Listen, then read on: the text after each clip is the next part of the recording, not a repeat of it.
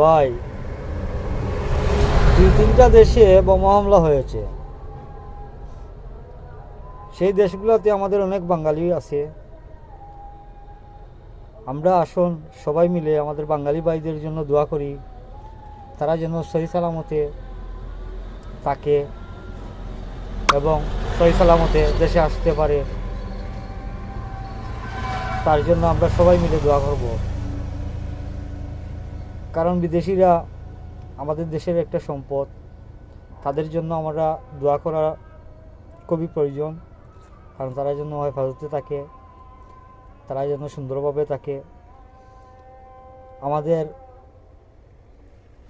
সিলেটেরও কয়েকজন মানুষ বোমার আঘাতে মারা গেছে, আমরা খবর পেয়েছি। তাদের আত্মার মাগফিরাতের জন্য আমরা দোয়া করব, তাদের যেন আল্লাহ বেশ নসিব করে। এই প্রত্যাশা নিয়ে আমি আপনাদের কাছে এই ভিডিওটি পাঠাইলাম।